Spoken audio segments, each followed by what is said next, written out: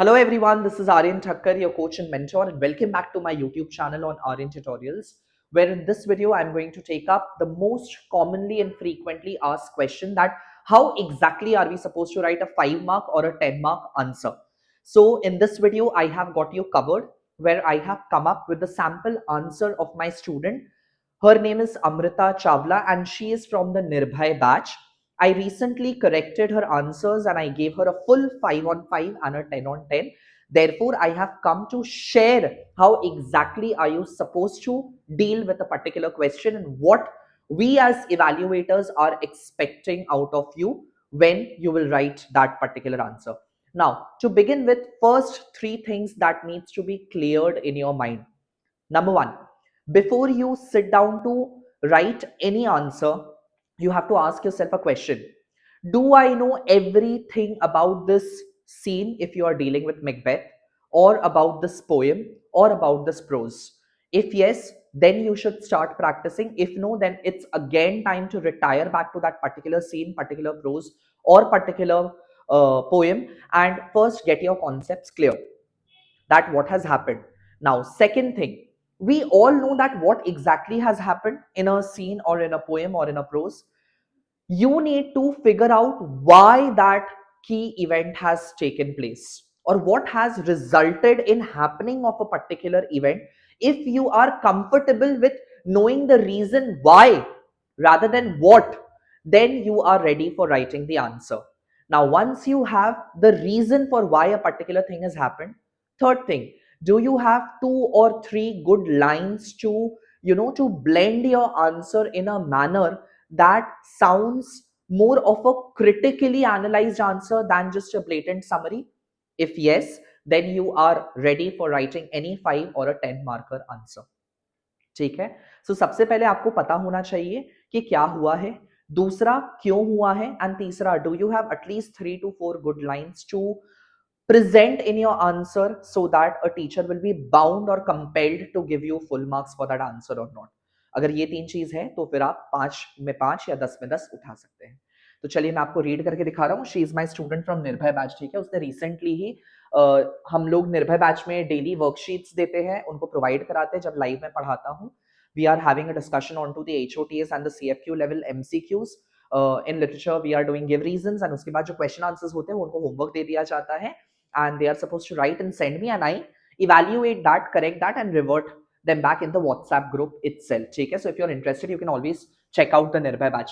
Now, this particular scene is Banquo's ghost scene, which is Act 3, Scene 4, and the questions which were given to her was how Banquo's ghost function as a psychological projection of Macbeth's guilt rather than mere supernatural entity. Please understand the need of the question. Question के जरूरत को सबसे पहले समझिए. See, is question asking you to provide a blatant summary?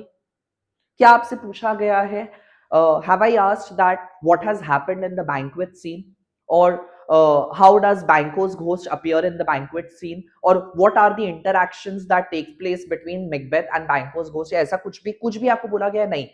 यहाँ पे बहुत critical question दिया गया है कि how Banquo's ghost function as psychological, your keyword is psychological projection of Macbeth's guilt rather than just mere means only a supernatural entity. कि कैसे बैंको का ghost is a manifestation of Macbeth's own troubled mind and he is not just a mere supernatural entity.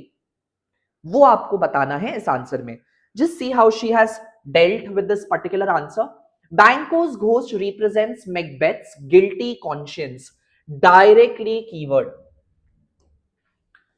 Banquo's ghost is the result of Macbeth's own crimes which he had committed in the past. After murdering Banquo to secure his throne, Macbeth is haunted not just by fear of discovery but by his own moral corruption. He is haunted by his own troubled mind.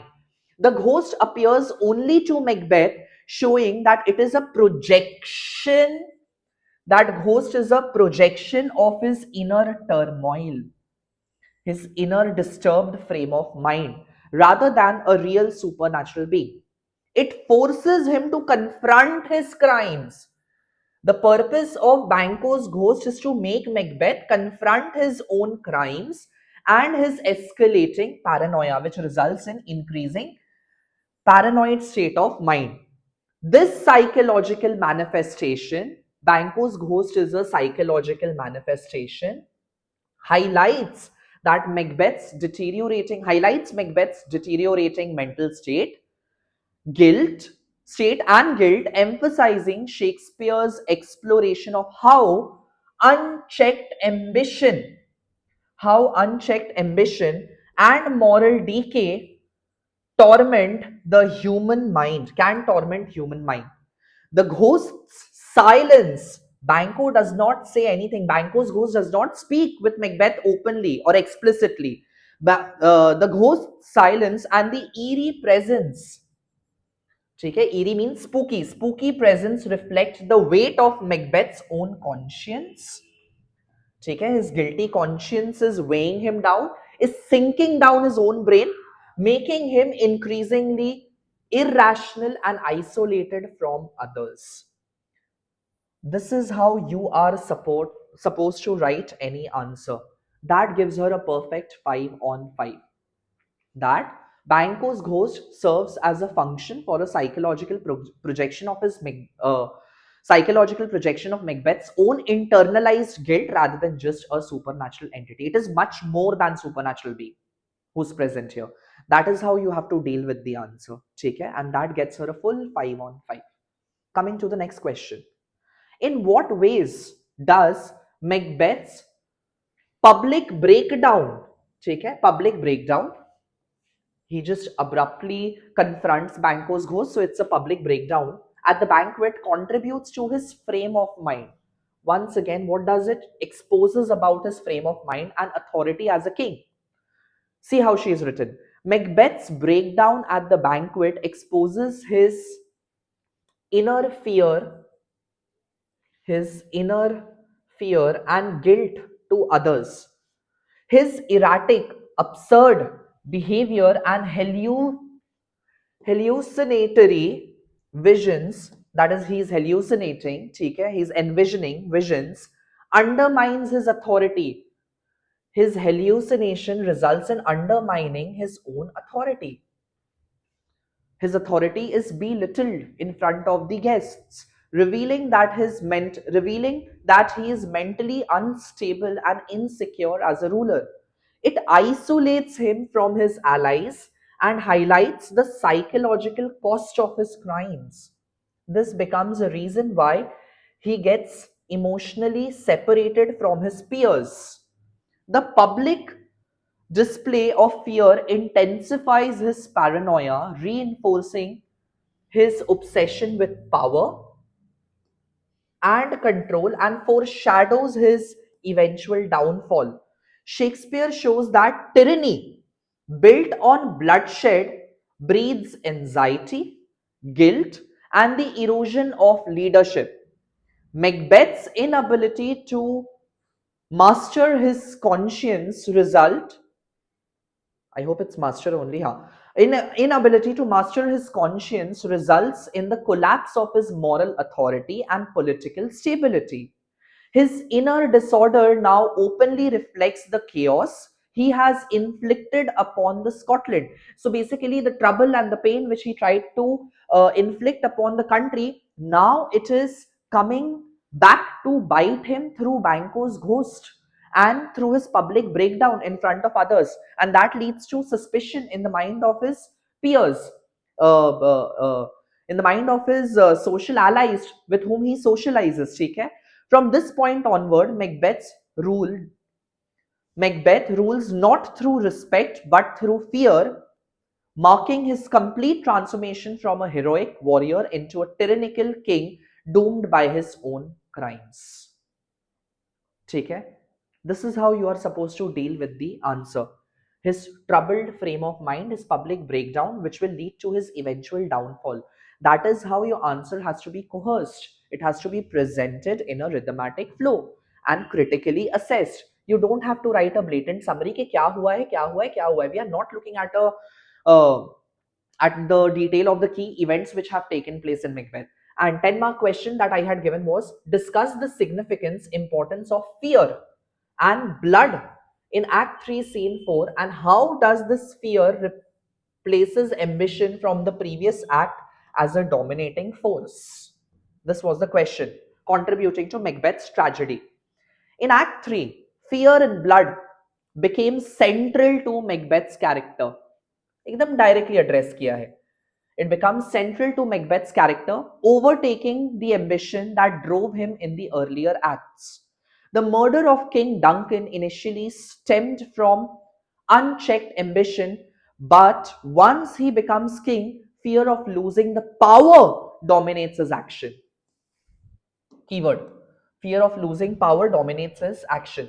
This fear propels him to murder Banquo, even though he is plagued by guilt and paranoia. The recurring image of blood symbolizes the permanence of his crimes and the moral corruption staining, contaminating his soul. Each violent act intensifies Macbeth's fear, creating a vicious, like ongoing and a never ending loop, vicious cycle.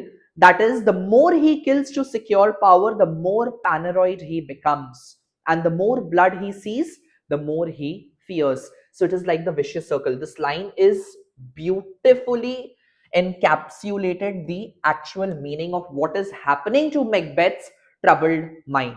ठीक है? Shakespeare uses fear as a psychological force that corrodes yani that just corrupts Macbeth's mind, driving him to irrationality and isolation. Ambition, once his motivating force, is replaced by terror of retribution, demonstrating the destructive consequences of tyranny, making them pivotal, important in understanding the tragic downfall of Macbeth.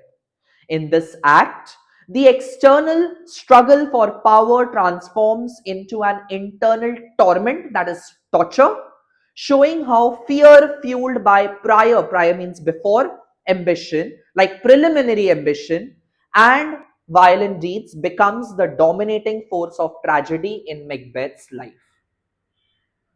This is how you are supposed to deal with the answer. We are not looking at what has happened. We are only looking at why a particular thing has happened and what does it result into. What is the resultant outcome of that particular happening in the play, be it in poetry or be it in prose. If you can do it, you will indeed get a 5 on 5 or a 10 on 10. If not, it's time to start mastering your answer writing. We are just 28 days away from the board examination. If you don't do it now, then it's now or never.